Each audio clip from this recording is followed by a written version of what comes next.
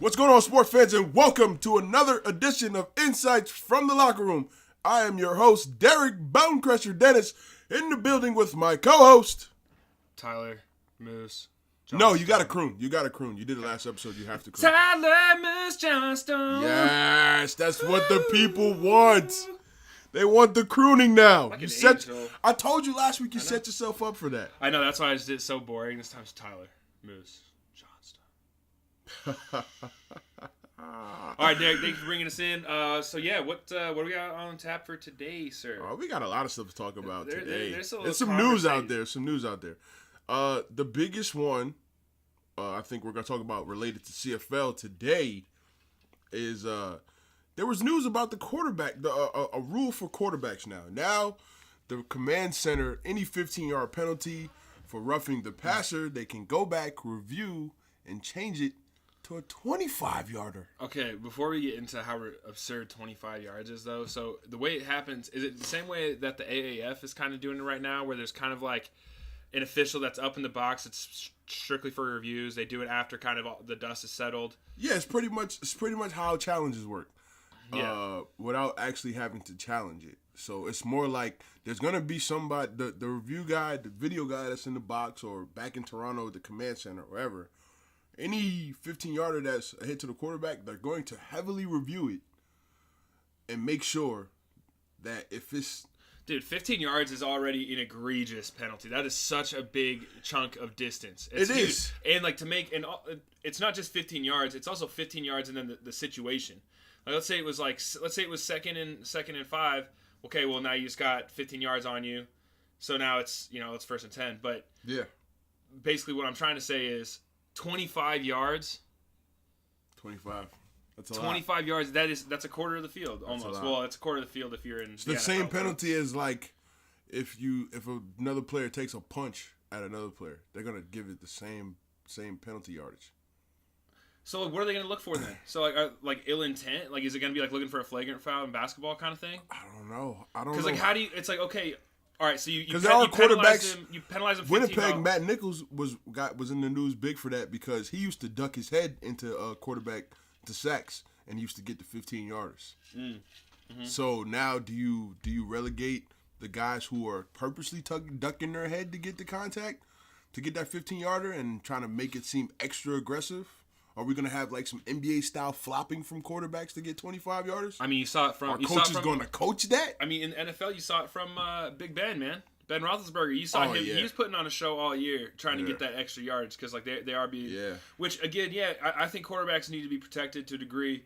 But at the same time, though, like anything past 15 yards is already big. It's a drive changer. Yeah. So especially like let's say like you had a team that was struggling even getting a first down. Like there's games where a team struggles to get a first down for the entire first half, and then all of a sudden you give them their first down. Now they're rolling, and then they get some momentum and some confidence. It could really turn the game around. It could. So 25 yards though, that takes you from the 50-yard line and puts you in red zone.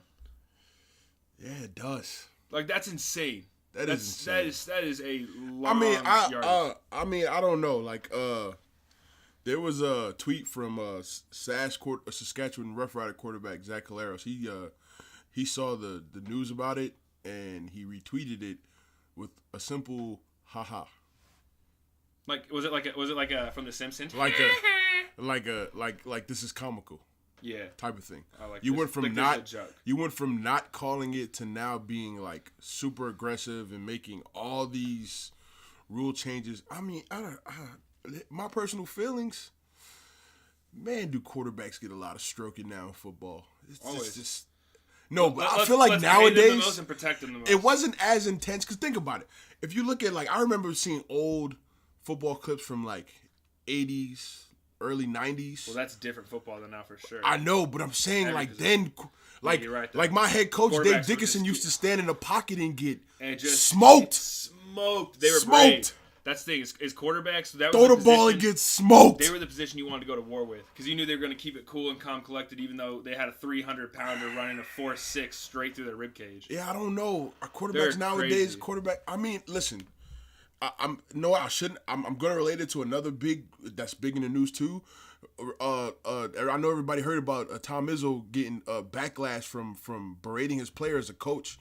I feel like the culture is just everything is soft now. Are we getting old? Because I feel like every generation soft. says the generation after them is soft. It's like it's beyond soft now. It is getting soft. Like I don't even listen, I have a unique perspective because I'm a late 80s baby. So I'm kind of like I got a little 80s era type of knowledge. Listen here, Sonny. And I got the new school cuz I was the beginning of it. Yeah. So I understand a little more than what like now the young generation now. I feel like I'm in a unique area where I can have both sides. Well, no, that's the thing. Both of us are. No, because it's soft, man. No, my wife and I, we talk about this all the time. It's soft. Because, like, for example, like parents right now are so unequipped to deal with, like, to figure out how to rate, because they were removed from the generation that had like all these iPads and I come all from these the era YouTube videos, right? Old school ass. But yeah, exactly. So we grew up at a time where it's like, okay, cool. Like I'm going outside, I'm climbing trees.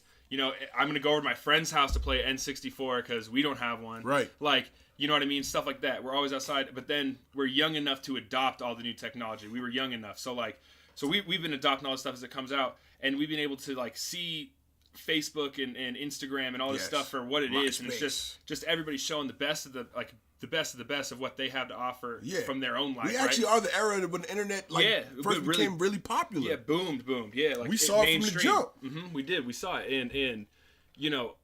What I think that does, it creates like this kind of, it does create an expectation of, well, I should be getting taken care of. I should be like, because I'm this elite person, you know, I made it to college football. So like, you know, I'm a quarterback now. So I'm going to, this is the thing that bothers me about the quarterback thing. Bro. They're all complaining about it, you know, and dude, it's far enough, man. Like, because they're just gonna have quarterbacks. This like it's the only position on the field where like they're gonna get up after getting hit, looking at the ref. Come on, man! Like he hit me in the ribs. He didn't even just spin me to the ground. He ripped me. Like, come on, dude. That's 15 yards. You know how many times I see quarterbacks? It's 15 yards, bro. Like, why? Like, listen.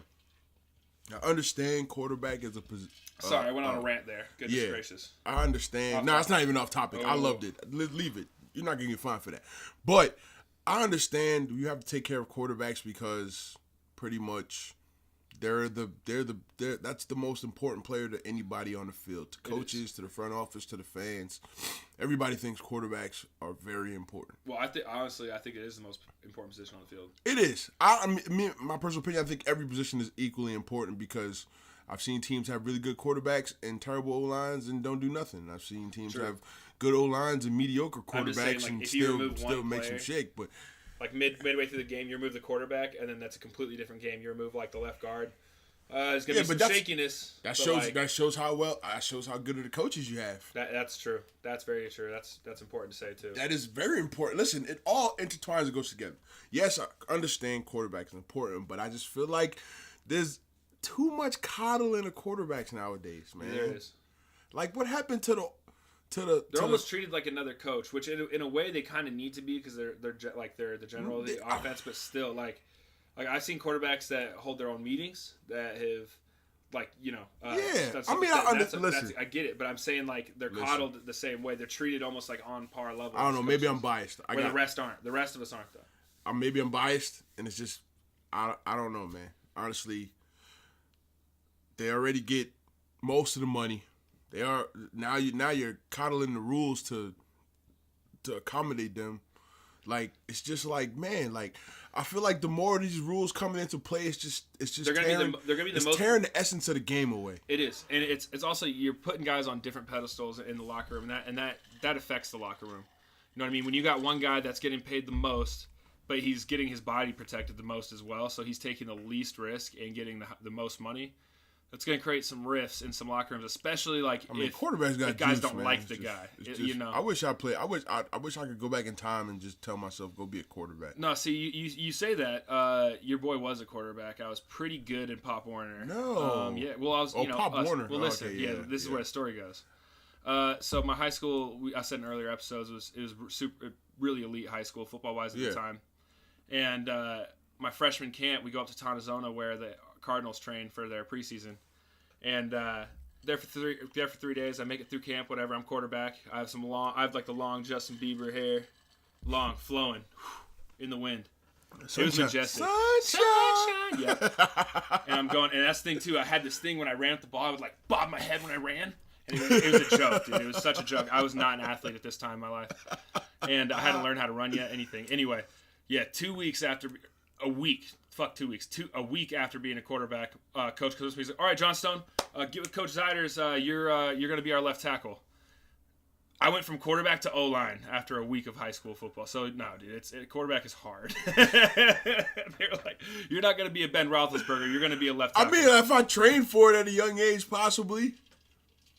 I mean, it's not like dudes just wake up and all of a sudden they're just elite quarterbacks. Of course, you have to, like most quarterbacks have been, like, training at this for a long time. Yeah. It's not many guys who just walk off the street and be a quarterback. There's something about quarterbacks, too, man. Like, their mindset, they're the best at yard. This off-topic fine real quick, sorry.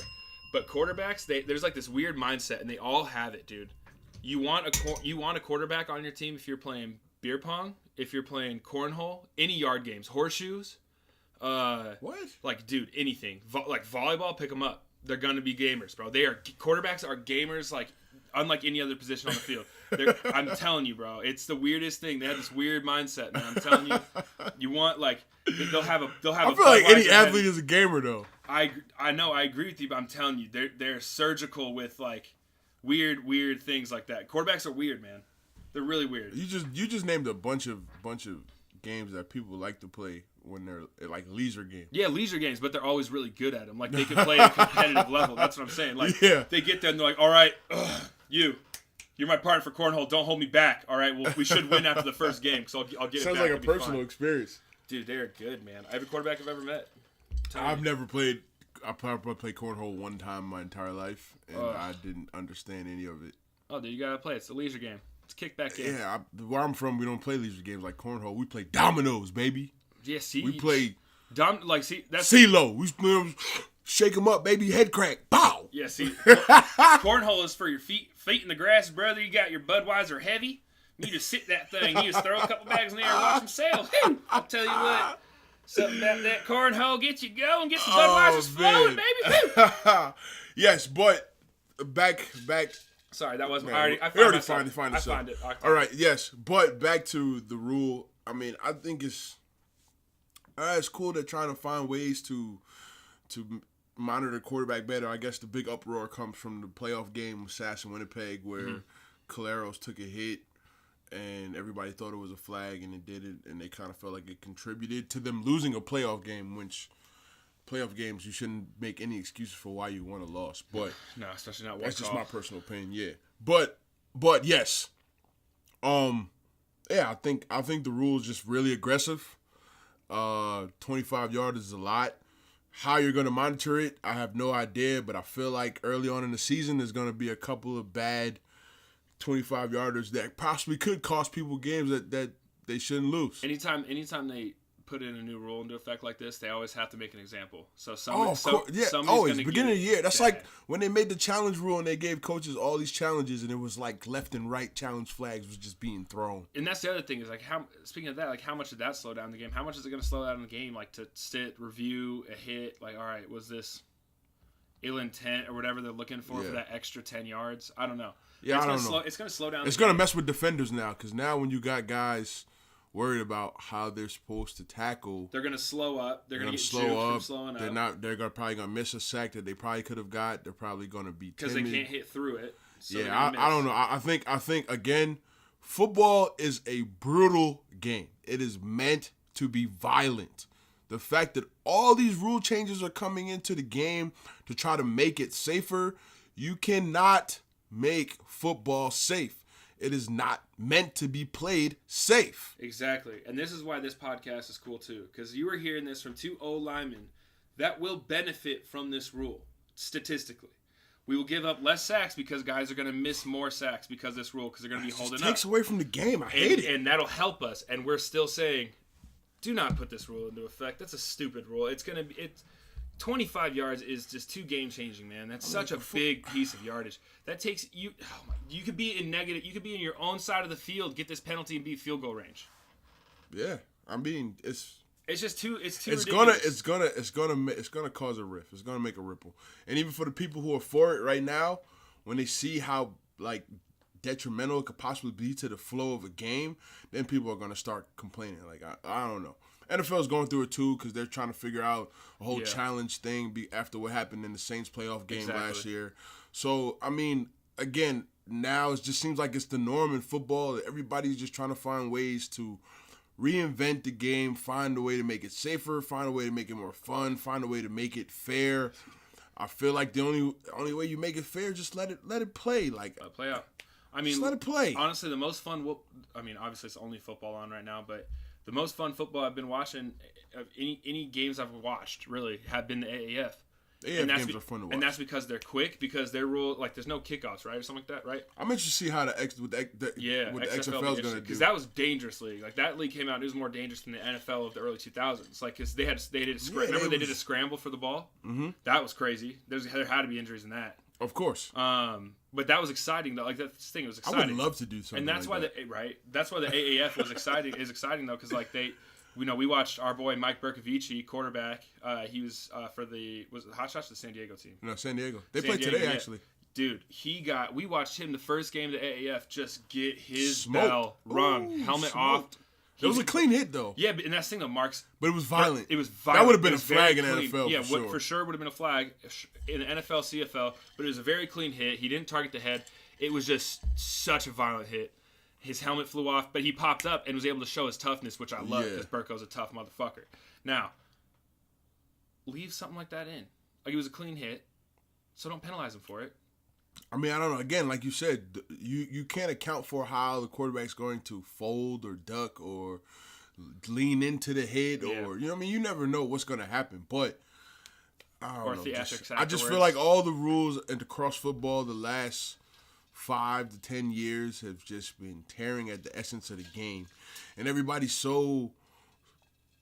Like, I think after the whole concussion became a big deal and CTE, and I honestly think if football keeps going at this rate, I don't think it'll exist in well, if we're talking 50 to 100 years. Well, you say 50 to 100 years, but at that point, VR is going to be so advanced that like people are going to be able to play it on their own little treadmill with a VR headset and be able to feel all the be real athletes in virtual reality, so they don't actually take the hit. What movie have you been watching? Well, I have VR. No, I know where it's headed. I have VR. It's possible. You feel like football is going to be played through VR? 100%.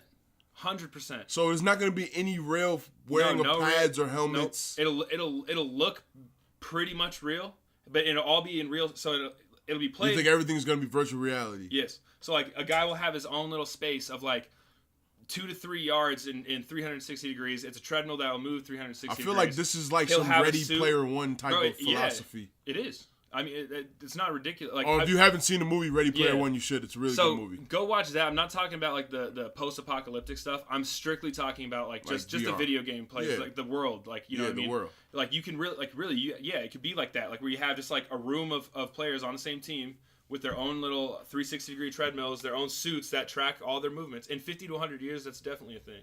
They already have gloves for VR, and you can feel the shit you are picking up. You can feel it. It gives you a response on your fingertips. Like stuff like that. So I have a VR. I'll set it up here one time and I'll show you.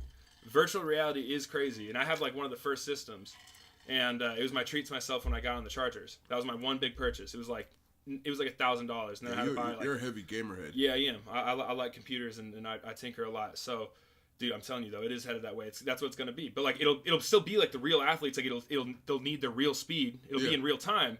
But it just won't be physical. Like they won't actually be hitting. Like they'll make the hits, and the hits will look real on like for the people watching, but the people playing will be in their own little space. So it'll be real athletes. That's interesting. Yeah, it'll be real athletes, and everything will be the exact same. It's just like it won't be real. Like man-on-man contact. Listen, I'm pretty sure I won't be living during that time, but I'll probably be glad I won't be. Technology goes quick. We might be old. We'll be old. We'll be old. Unless it's like some Futurama thing, and they got my head in a fish bowl. I'm just saying, it's not that far off.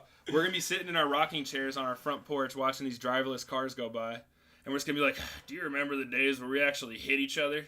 Now they're just like, "Oh, you want to scrap? Put the set on. You want to scrap? Put the set on. Put it on. Fighting in VR so nobody actually gets hurt." Yeah, that's gonna be so terrible, man. I don't know, but I feel like culture in general, everybody's just getting soft.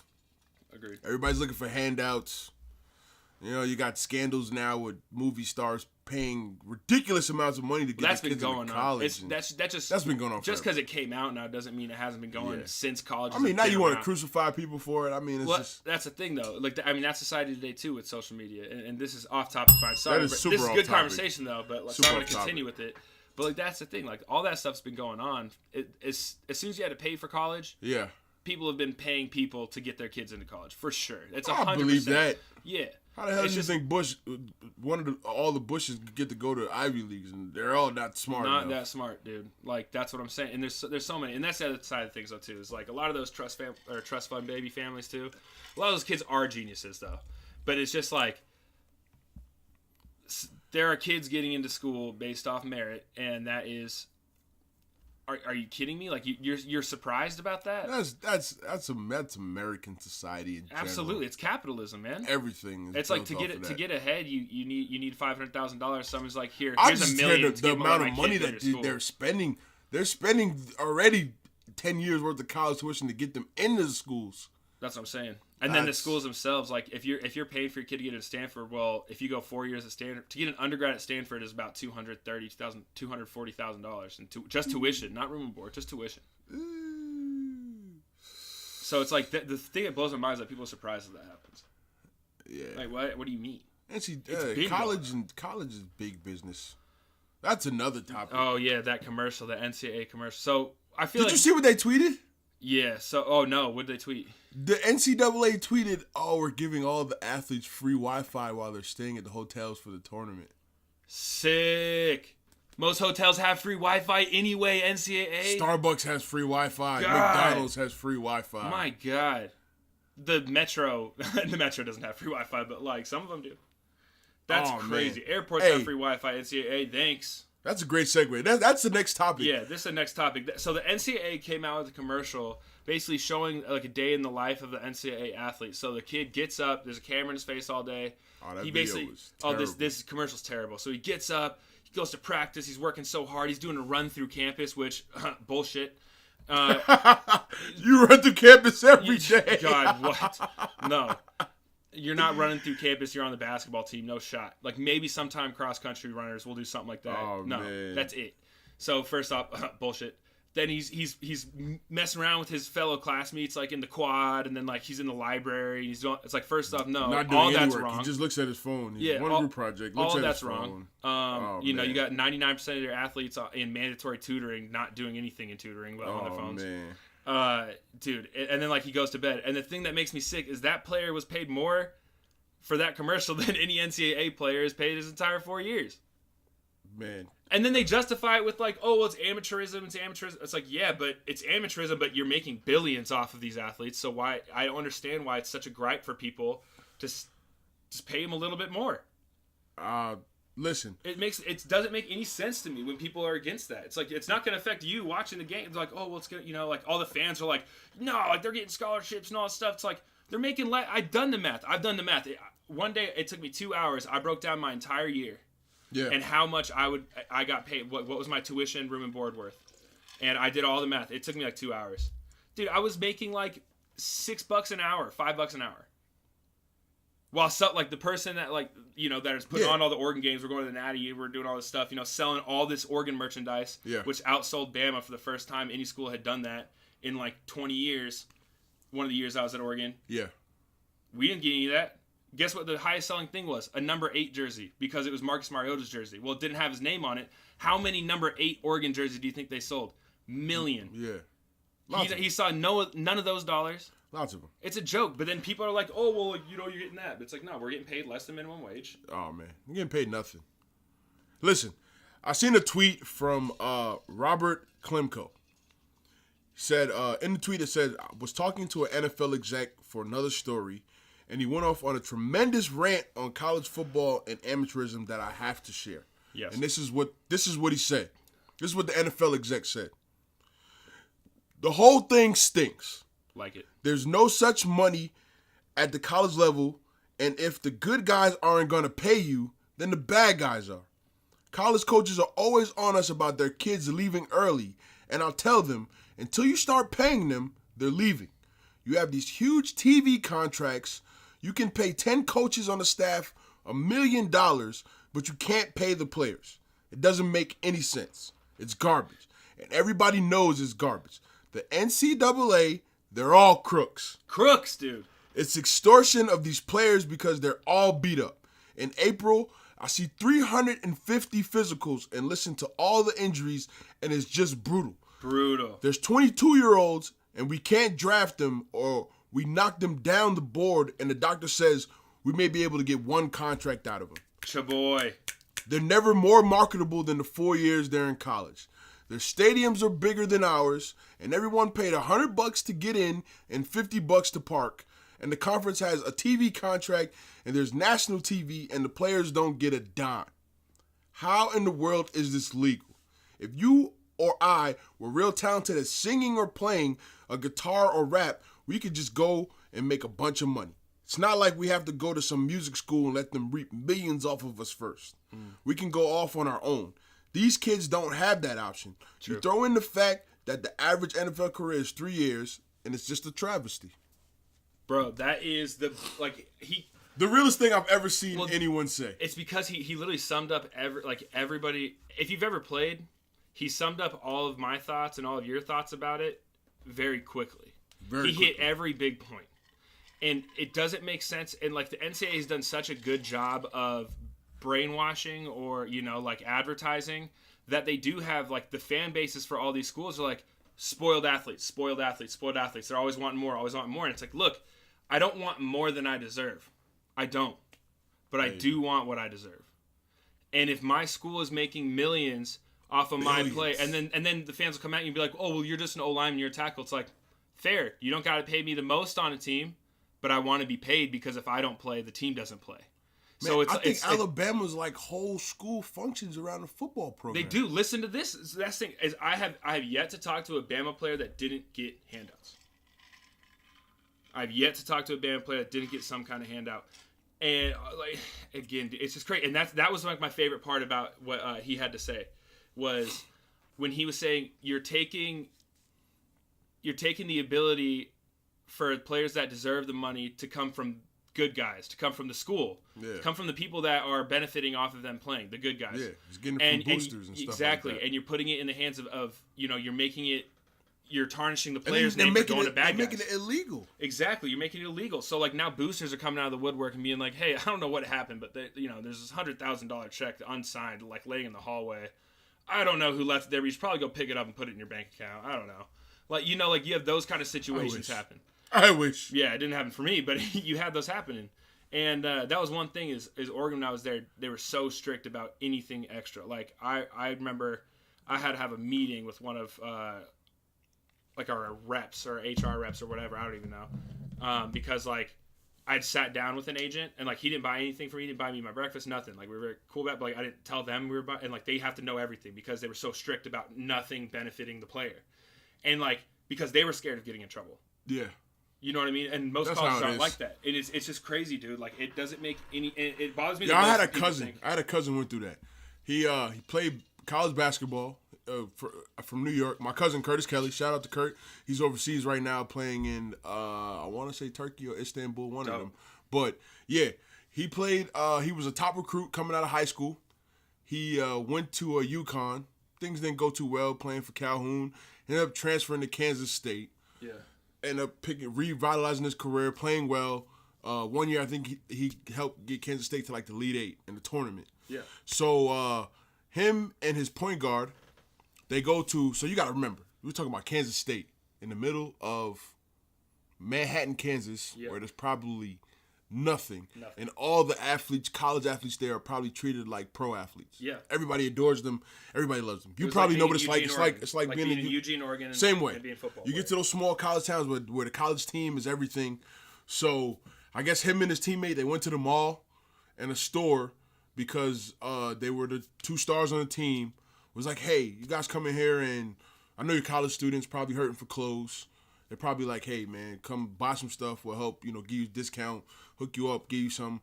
The whole thing came out where I guess they received like 2 or 3 throwback jerseys that totaled to like, I want to say $500 or $600. Yeah.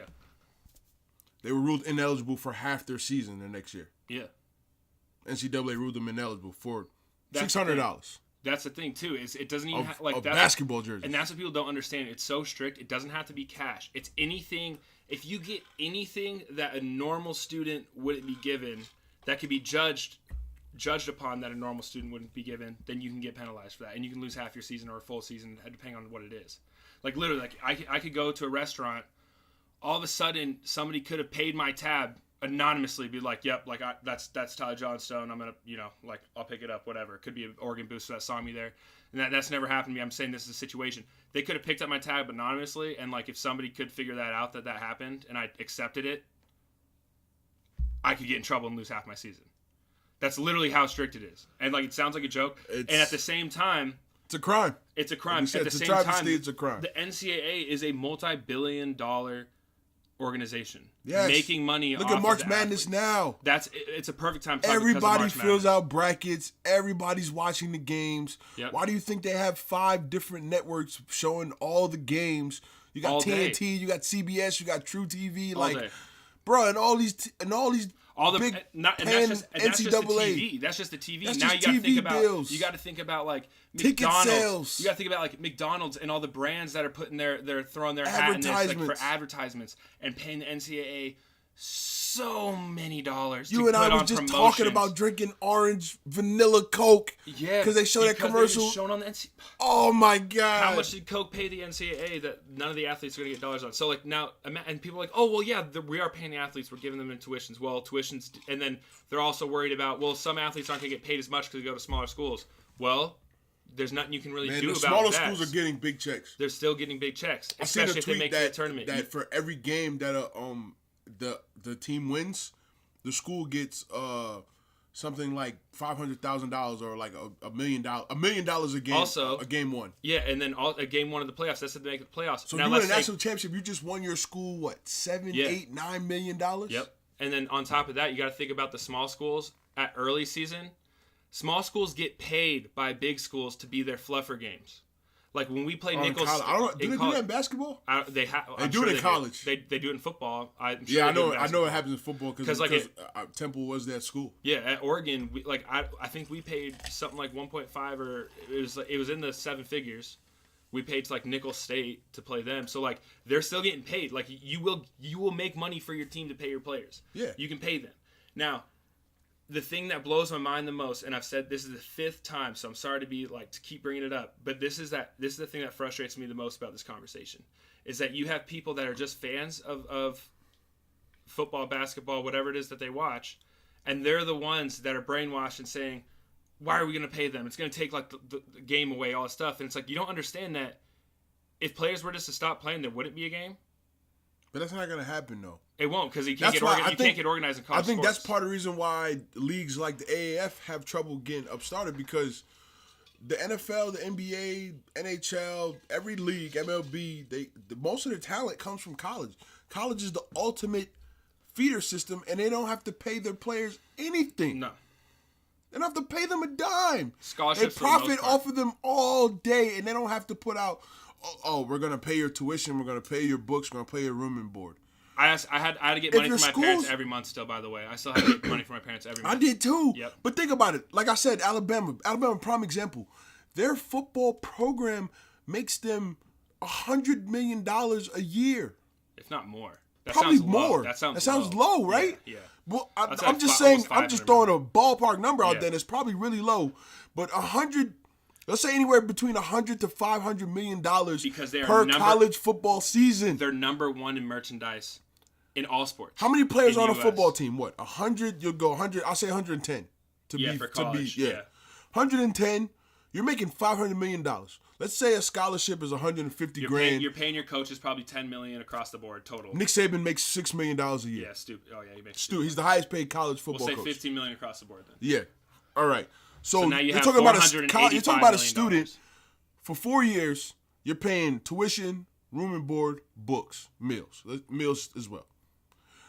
That's going to cost you anywhere between 150, 200 grand per head, times 110. Do the math quick in my head. That's what? Maybe $1 million? Yeah. Just to spend on the players? Yep. And you're making $400 million. $500 million? Yep. And you're only spending $1 million just to take care of the simple necessities? Yeah.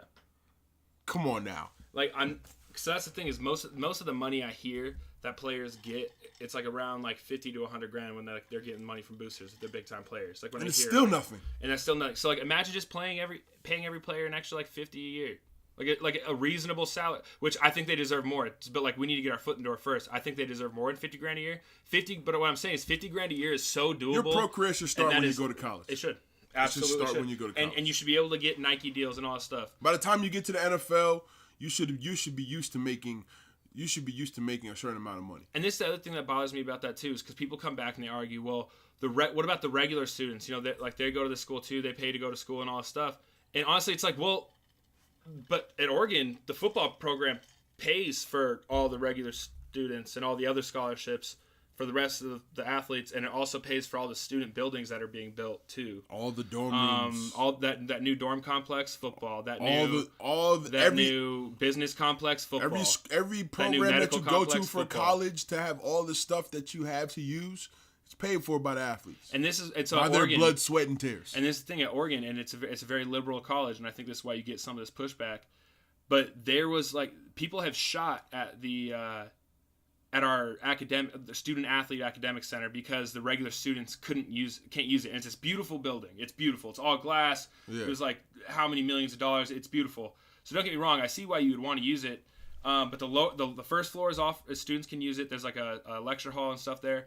But then the rest is all for like student athlete tutoring and stuff like that. And this other students get jealous that they can't use it and all this stuff. And it's like, look, people, we paid for everything else, and then we got like the donors to pay for the student athlete center. This is the only place we use. Like we only use it for tutor. Like we tutors here. Like we need a place that we can schedule tutors because like that's part of the deal. Like you need tutors. And they get salty and they don't like when the players get extra benefits either. So it's like you also have the entire regular student body. That's like pushing against us getting paid, which is ridiculous because like we're paying for. Don't you understand? This is just slave labor. You know, it's a great analogy. That's like wildlife, like a lion who's out in the wild, free to do whatever he wants and live his life and live it the proper way, being mad at the lion that's in the zoo at the cage. I love that analogy because his stuff is provided to him. Who wants to be that lion in the cage? Nobody. No wild lion, regular lion wants to be that lion in the cage. And trust me, as a student athlete, but from the outside looking in, you may look at it and go, "Oh, people feed him. People bring him his meals. He gets to come out. He gets to have a quarters to sleep in. He gets to." You know what I'm saying? He has a vet on call whenever he gets sick to take care of him. And this is the thing that sucks about these kind of conversations too is I'll go back and I'll be like, look, but you don't have to wake up every morning at 5:30, 6 o'clock. Told when to get up. The lion's told when to go to bed. You don't have to do all that. And then you have the lion's one person. Told when to eat. Then you have the one person that is working their ass off, regular student in college, that is waking up every morning at 5 to go get one of their 2 jobs a day, then work through it. And they're the ones that pipe up. Well, you're not talking about me. I'm not talking about you. I'm talking about the other 20,000 students that go to that college that are still upset about it. I'm not talking about like the tiny percent that is working just as hard as us to make it through. Like that's gonna happen. That's the world in general. You got the people who look at the glass half full and the people who look at the glass half empty. Victim. Just trying to victimize themselves. Always be victimized. That's it. That's just that's human nature. It's how everybody's built. Yeah. You got people who look at it the glass half full and you got people who look at it the glass half empty. But man, oh God, we could literally have 3 full podcasts on NCAA. And you hear it every day. How many times would you go to a regular gym and you'll hear about the guy who, oh, you play pro football? Yeah, man, I played back in the day, you know. Yeah. You know what I'm saying? Sitting there trying to work out with you and analyzing you. And you sitting there in your head is looking at him like, man, I wish I could just come to the gym whenever I just felt like it didn't have to. Yeah. Or work on what I want to work. I wish I could go to work on. Yeah. I wish I didn't wake up every morning and feel like, oh, man, I got to work out. Or got to do these squats today because it's like I wish I could go to the gym and be like, you know what? I'm not prepared to go to camp, man. I'm going to lose my job and I'm not going to make any money. Exactly. We would all kill. Listen, I remember being in college and be like, man, I wish I was a regular student. Man, I wish I could decide when I wanted to go to class and didn't want to go to class. Because obviously you're still grateful for what you were doing, but I was the same way. It's like it's like the grass is always greener kind of thing. Like, I never would have given up being a student athlete at Oregon for being a regular student ever. But, like, when I started hearing them complain, I'd be like, oh, so, like, it was really tough saving up your money from your Dutch Bros job so you could go to Shasta, Cabo, and, like, all these vacation spots with your fraternity. And then you had, like, 3 hours of school today. That sucked, huh? That was terrible. That's rough. No, dude, your life is easy as shit. All you have to worry about... The fact that you don't have a 4.0 is a joke to me. Because if all you have to worry about is school and working, like, a part-time job that doesn't take any mental capacity... Okay, cool. Yeah. You got to work for 4 hours, three times a week. No hard physical labor. No, you have to work for 4 hours, 3 times a week to get your 12 hours a weekend so you can, like, buy food, whatever, at a job that just requires you to, like, follow directions and just put shit out. That's not as hard as football. You're not in a meeting room getting yelled at by your coach. No, it's not as hard as college sports. You're not in a meeting room looking at your film that you took the day before at practice that you knew you just fucked up so bad, and you're just waiting at 6:30 in the morning. You blew 2 plays in a row that you were just coached on how to do correctly. You did it wrong, and you're just waiting for it at 6:30 in the morning after you ate your breakfast, after you've gotten treatment. You got a final at 3 p.m. Tyler's going through it right now, people. Oh, my God, dude. It just makes me so mad when he's having flashbacks right now. For real, though. No, but, like, that's what I'm saying. We can go on all day about it because it makes me so mad that people think that college students are get what they deserve. They don't. The college athletes do not get what they deserve. Listen, man. They don't get nowhere near what they deserve. And honestly, for the stuff that we go through, if you knew what it was really like, what you had to do to have that athletic scholarship, you'd think twice about it, for sure. Yep. Hands down. You'll think twice about it night and day. And I remember being that guy. Even I had it, and I even thought about it twice a day. Like, man, do I really want this? Oh no. Yeah, you have your times. No, man. Listen, when you get to the spring and you got 4 and 5 a.m. workouts.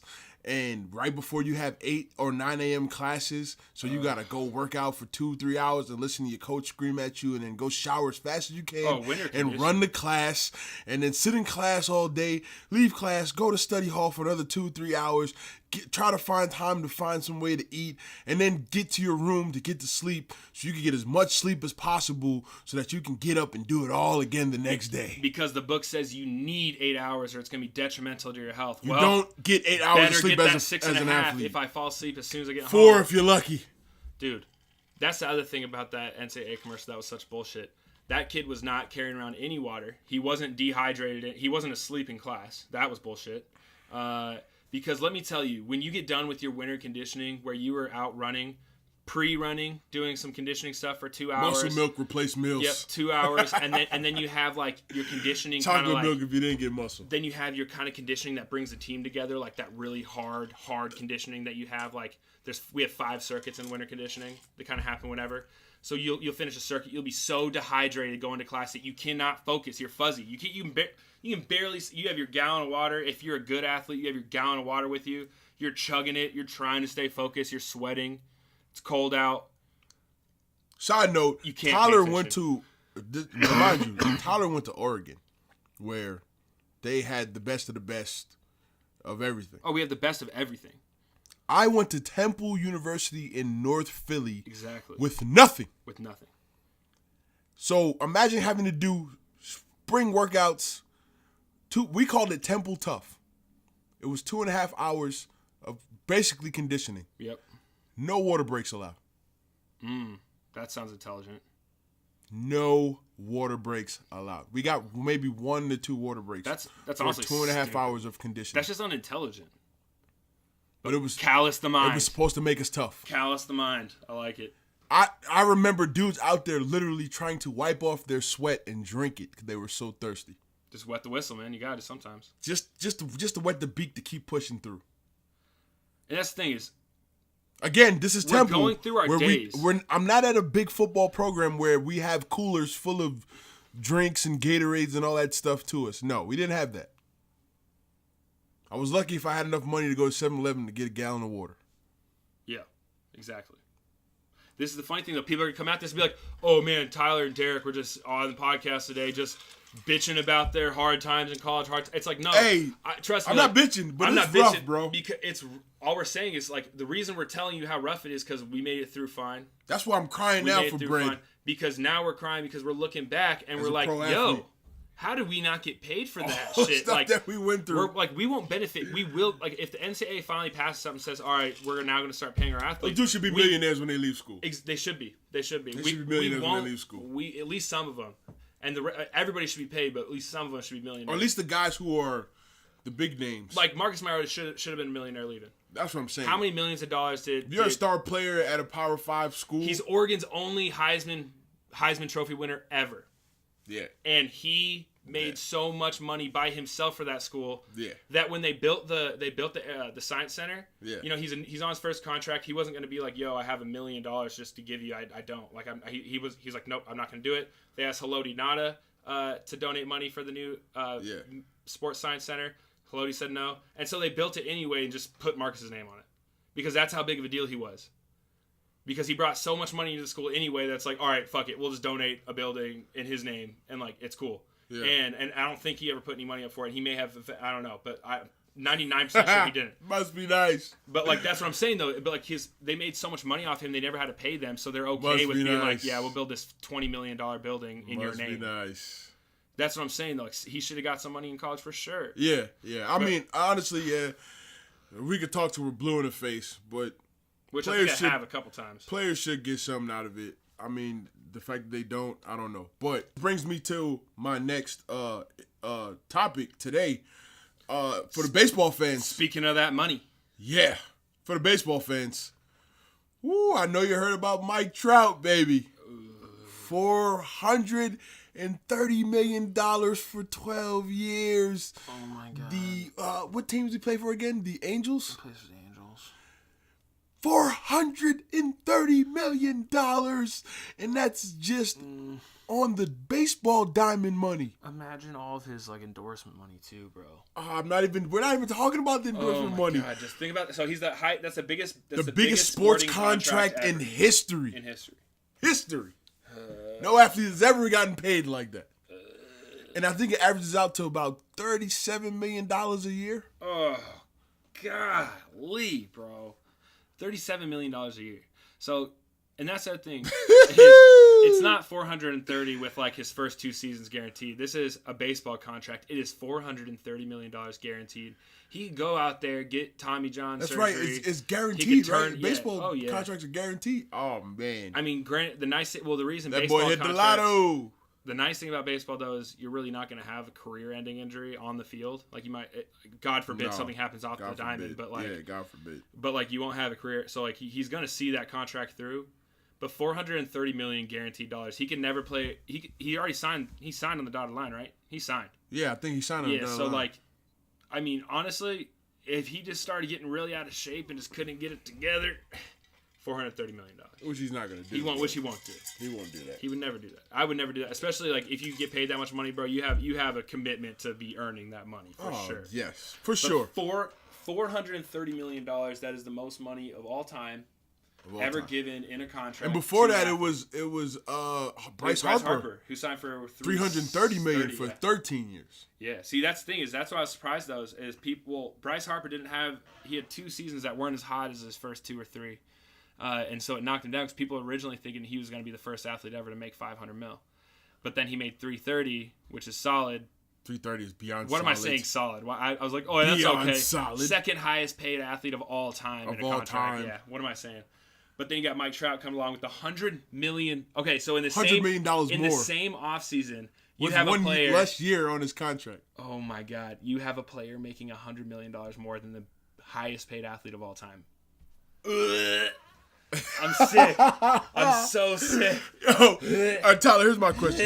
Because guys, we talk about this all the time. Like other athletes, other sports, when we hear about stuff like this, we talk about this all the time. And this is definitely locker room talk. Tyler. Insights from the locker room. What would you do if you got a contract for $430? You knew you were gonna make $430 million. Before I do and this is the thing. This is why you know it's insights. What are things you would like to buy with that type of money? This is how you know it's insights from the locker room. If Derek was a reporter, the first thing I say, okay, well, and this is true because I would end up doing this eventually, but not right away. But I would tell the reporter, okay, well, the first things first, I'm going to be setting up the Tyler Johnstone Foundation. And the foundation is going to help out. The foundation, it's going to go towards saving cats from trees and doing all that stuff. And then after that, I will be touring the country to go to hospitals. And it's just, okay, cool. Man. Yeah, I would do all those things later. The first thing later. I signed that dotted line. I'm buying the most irresponsible bottle of champagne I could find anywhere around. Right? That's the first thing you're going to do. Well, let's say like I get that call. Cool, I'm sitting in my apartment, 430 mil Johnstone. Great. Cool. I'm going to go buy like 4 bottles. I'm just going to go buy a case of Ace of Spades. It's fine. It's only going to be like 50 grand. I'll buy that. Cool. Bam. Buying the champagne. Are you buying it for home or you're like going to go to like a club? Well, I'm just buying it. I just need it right now. Right? Oh, it's like a cost of 50 grand. Yeah, popping. Okay. And 50 grand is like at the club. That next conversation is going to be with the travel agent. I need a limo outside my house to pick up my wife and any of my friends that can make it to my house in time. Now. Take us to the airport, and then I need you to set us up. Are you going to the regular airport or are you going to the Clearport, private jet? No, we're going to the executive airport. We're not going to the regular airport. We're going to go to the private jet airport, and the pilot is going to say, Tyler, where would you like to go? And I'm going to be like, where is there a mansion on its own island? There. That's where we're going. And I'm going to go on a mansion with its own island. I'm going to rent a ferry, and it's just going to ferry random people back and forth from this island from whatever hub it comes from. And we are going to rage face for a week. The trip is going to cost $1.5 million. It's so ignorant. I love it. I'm going to take care of all my people. It's going to cost $1.5 million. And then I'm buying my parents a house. They don't really need one. They're going to buy a house. And then I'm going to get cars for everybody in my family real quick. And it's going to be super irresponsible. And then after that, I'm going to get responsible. I'm going to invest it and do all that stuff. But I'm going to take care of everybody first. All right, so what amount of money? Because we're talking about Mike Trout. So he's probably already made, let's say $150 million already. Are you gonna take like a chunk of money and be like, I'm just gonna blow this on a bunch of random stuff? So in the first week, I'm spending half my first year's salary. I'm gonna spend $18 million my first week. I'm just gonna get everything set up. I'm like, all right, this is gonna be my irresponsible week. This is gonna be my irresponsible week. I'm gonna buy everybody in my family cars. I'm gonna buy my parents a house. I'm gonna take anybody that can make it to my house before the limo. I'm gonna take all of them on vacation for a week to a private island. That's gonna cost like $1.5 million. So I'm gonna spend about $15 million that first week. After that first week, your boy is investing everything. Let me put my $430 million in a Wells Fargo savings account that's making 0.03 interest, and I will live off that interest. That's how much money that is. That is so much money. And obviously, you're not gonna get the 430. Obviously, you gotta accumulate for taxes. 270. This is California we're talking about. That is true. So California state tax 46%. Damn, that makes it a lot less. We're talking about California state tax. Scrap the. All right, I'm still going to the island, but I'm only going for 4 days. I'm only spending honestly. What would you do? What would you do with? Okay, so after taxes, you have $200 million in your account. After taxes, nobody's touching it. And you probably still owe. He's not gonna get it up front, but over time, yeah. Let's say you have 200. All right. Well, let's say you have your friend. All right. So if I sign that deal, what's his signing? If I sign that deal, I don't even know. Like, what do baseball players? If you're signing for $430 million, let's say you're signing. It's a baseball contract, so they just give you the full amount. They don't tell you like what signing bonus and all that is because it doesn't matter. He's gonna see every dollar. He'll see $430 million. He's gonna see $430 million. Disgusting, bro. Disgusting. So all right. All right. So what I would do is, honestly. To be real with you, I wouldn't even know what to do with myself. I wouldn't. That's why I wouldn't know what to do with myself. That's why I'd give me a week just to say yes to everything. I would just honestly, I would take a chunk of change, and I probably would break it up. At least just me personally, I'd break it up and like I give like my parents this amount of money. I give my sisters each their own. Like I would like set up like accounts for them. Yeah. Like here. here's a bank card. There's this amount of money in the account. But also, never don't call me ask again. me for Don't ever else. call me again. Yeah, that's so big. Don't ever call me for anything again. Here's $500,000 in an account. Don't touch it. I just put $1 million in an account. There's your retirement. If you go through that, I can't help you after that. That is your retirement. Live like you've been living. That's your retirement. You don't have to save another dollar. I can't help you after that. Oh, shit. Once I give you that, that's it. I'm washing my hands. I can't give you anything else. That's smart. I think I'd do that. I would buy like at least 2 cul-de-sacs. And houses, put in of houses. Like a cul-de-sac with at least like 5 like 6 investment real estate. Yeah. Real estate investment. I'd buy 2 cul-de-sacs I would be buying houses too. And I would give it to like family members that really like I felt like I loved and cared about and needed, and be like, here, go live here. House is paid for. Don't worry about it. Don't trash it, please. Don't mess it up. If you decide you want to move somewhere else, but you don't have to pay rent and you're living in a house. Like, it's a nice house, yeah. I would give everybody free homes and own them, and just pay it off and whatever. I own it, so eventually, at any point in time, if I decide I don't want to do anything anymore, just all right, move, get out of here, sell it, boom, boom. That's a solid investment. I probably buy maybe 1 or 2 Bugattis just for the hell of it. 1 or 2, you can barely even drive those. I know. I just to say I have them. $6 million in cars and 2 cars. No, it's only Bugatti's only like 1.5. Oh, $3 million. Sorry, only $3 million in cars. My bad. 2 cars. That's nothing. It's nothing.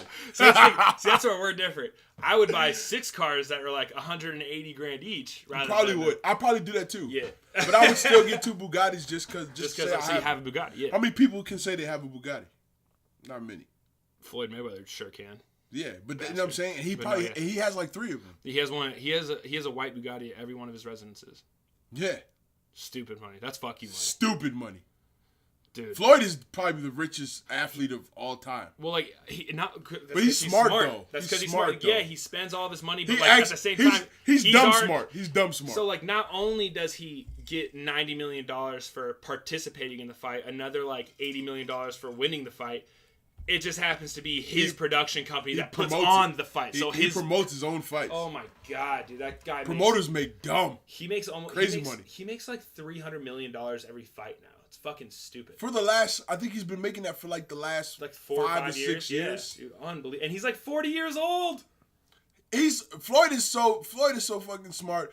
If you fight him, he makes you rich. And that's the funniest thing because he is smart. And like guys like 50 Cent will be like, all right, well, I want you to read me one page out of Harry Potter. No stumbling. Who cares? Who cares? Doesn't matter, dude. Like, yeah, he can't read, but he's money smart. He knows how to listen to people. Floyd is too. I heard Floyd is so rich that he goes to the club. Floyd doesn't drink. He will go to the club. He's into his training. He'll go to the club with a bunch of his peoples. He'll buy all the bottles. Just all the bottles in the club. And write them off in Texas. And he can because it's basically a business meeting at that point. Floyd will take like 10 girls to Caesar's Palace, shut down the Forum Shops. The Forum Shops is like, so anybody that's never been to Vegas, Caesar's Palace has the Forum Shops, and they have like Gucci, Prada, Versace, everything, Louis Vuitton, literally every major designer, like their newest shit's gonna be there. It's like the nicest shopping you can do in Vegas. He will go to the Forum Shops, shut it down for like 3 hours, sit on a bench on his phone while these 10 girls go shop. They'll come back with like $250,000 to $300,000 worth of stuff. And he like doesn't even look at it. He's like, yeah, all right, cool. And they'll just leave. Like they won't pay for anything. It's like, just bill me after.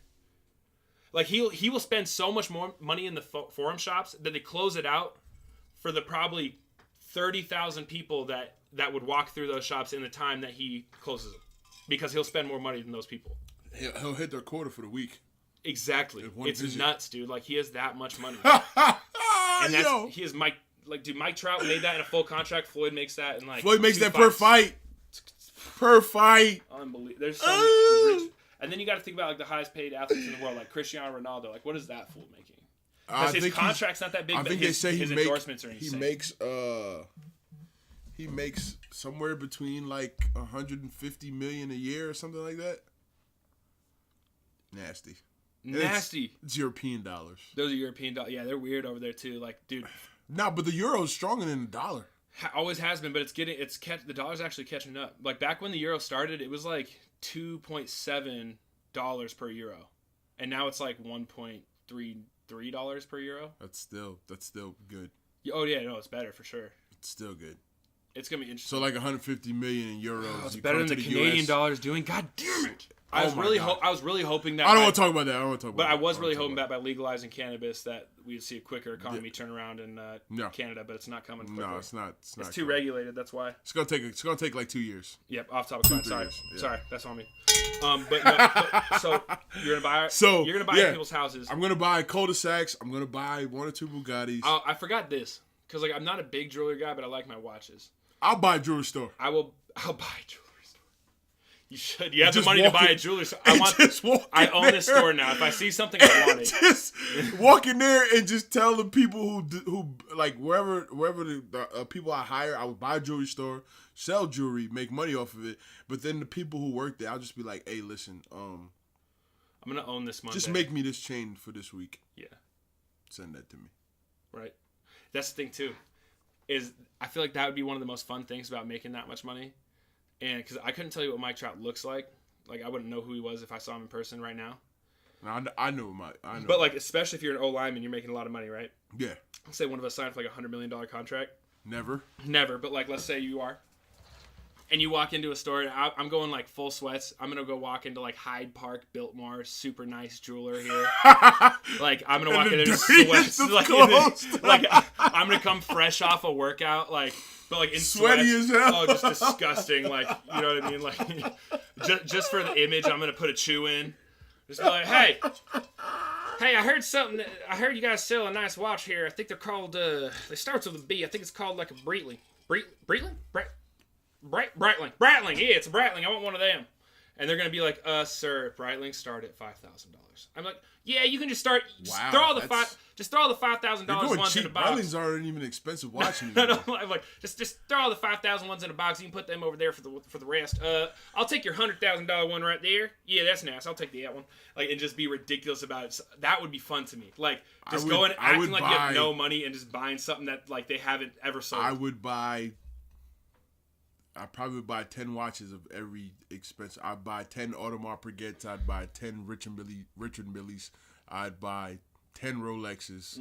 I'd buy. And then after my irresponsible week of spending half of my first year's salary, I would open up the Tyler Johnstone Foundation. I'd definitely do that too. Looking out for cats. But all that stuff is you can do that easy. Yeah, you can do that. Probably do it all at the same time. What's cool is when you have that kind of money, though, too. What's really nice, and what was cool about having Britain. I'd probably build a house like how Richie Rich had. Yeah. Put a McDonald's in the basement. I would definitely build my own house so that it was exactly Put my own McDonald's in the basement. Oh, yeah. Have so much land that I have to drive a golf cart everywhere to like get to places. Need a walkie-talkie just to get a beverage. Yo, I probably would do that. If I knew I had like 100 million or something crazy to spend, like 150 million, I would probably like go back, watch Richie Rich, and literally emulate everything that was in the Richie Rich movie. I'm gonna get some high-powered night vision goggles. Just to have them. I would buy like I don't even. It's ridiculous. Like you probably shouldn't give me that kind of money. I wouldn't know what to do with myself. No, I really wouldn't either. I wouldn't know. We were talking about the fun things. Don't worry. This is fun. We'd be humanitarians too. Don't worry. I would set up charities. Yes. I'd probably set up some scholarship funds. Absolutely. Yeah. Yeah. I'd probably do like some scholarship that's grants. Is you have money. When you have money, you don't need to work anymore. Yeah, but you got to work on something. Like something has to give you because you'll be sad. Yeah, but most people don't know when you make that kind of money. Yeah. You have to find ways to write all that stuff off in taxes. Oh yeah. Or the government's going to try it every way possible to snatch it. Every way. Snatch everything. It's gone. It's gone. They're going to start finding anything to snatch it from you. And I believe that we should be paying our taxes because they do important things, but I want our taxes to be going to some better shit here in the U.S. What are we doing? Oh, man. But, like, at the same time, though, I'm about to get off topic, dog. Do it. I'm sorry. Our last off-topic, Chip. We go off-topic way too much. Damn. Somebody actually, other day, I was jousting with Charleston Hughes, defensive end for the Saskatchewan Roughriders. Yes. He was talking about doing setting up basketball games to play against like elementary schools, stuff like that. And I was just jousting, joking with him like, oh, because Calgary does that. The Stampeders do that. I was just jousting like, oh, now. And I remember he set up the poker playing thing in SAS to benefit not for do charity type of thing. Yeah. And Calgary does the same thing. They do poker tournament. I just made a joke like, oh man, you're just doing all the same community service stuff that Calgary does in SAS. Just a simple joke. Yeah. I didn't mean like what he was doing was bad or that you were hating on him for doing humanitarian work. I was hating on him for doing it. Yeah. No, I wasn't doing any of that. I was just joking with him. Yeah, just having fun. Of course, people got on me, trying to make it seem like I was such a bad person. I'm not a role model. Oh, I'm ragging on somebody for wanting to do community service. It was not the point of it. Yeah. But you were getting on like, oh, you're copying our ideas. Like you're basically just doing everything you did on one team because you was there for so long. You're just doing it here. Like, I just thought it was funny. Yeah. It wasn't. It was innocent. Yeah, you weren't actually being like. But people got on me because they thought like find your own idea. Man. They try to make it seem like I'm so evil. I don't want to do community service and. Come on. I don't. Yeah, people just started getting. Of course, only SAS fans because I don't know what it is about people in the prairies, but they're just not. I don't know. They're just different. They're different. Let me say that. Just different. When you're in a place where there's not a lot to do and there's a lot of land you can see for a very long time. Just different people. You get a little different. Just different people. When you don't see people of every culture every day, you get a little different. They're just different. So people were really like killing me, and this dude to bring the off topic to topic. This dude put me on a list that said people as dumb as Trump. You heard it here first. Hey, Derek Dance, dumb as Trump. Whew. Wait, I don't know why I'm using that accent. I should be using that accent to support Trump. But hey, Trump's way smarter than Derek Dance. Let me tell you. It was just so crazy that I just was like, I don't know whether to like be offended or is he joking back? I don't know. Or just to laugh at the ignorance. That's hilarious. It was just so ignorant. I just had no choice but to laugh. Like, what? And he tried to make it seem like I was so negative. Oh, you have nothing to do with your life that you need to joke on somebody who wants to do community service. Like, what? Oh, dude. I wasn't going there. I wasn't going there. No.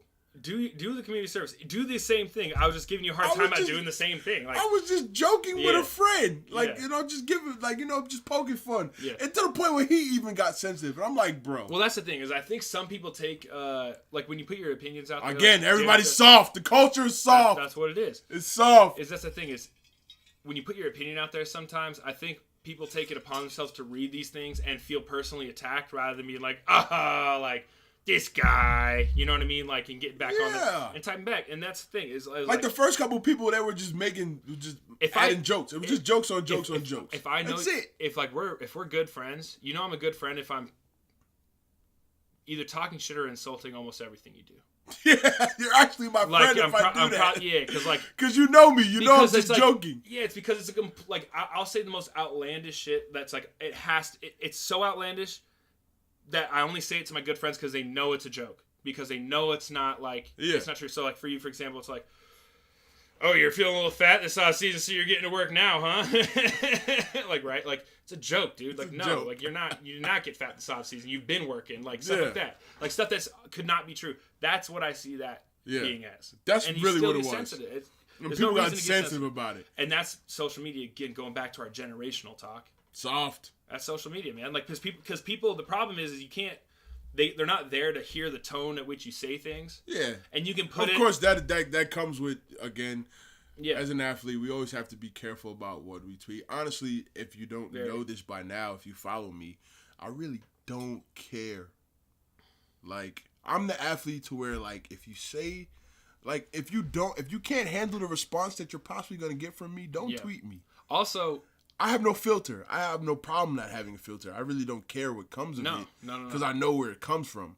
So you bashing me is not going to make me feel bad. And that's what's funny, too, is because now that you're a professional athlete, you have a platform where you can do that and not get in too much trouble unless like you're like, literally the only way you can get in trouble. I'm teetering the line, though. You like to between the podcast, because I get stuff for doing this. Yeah. I get stuff for tweeting.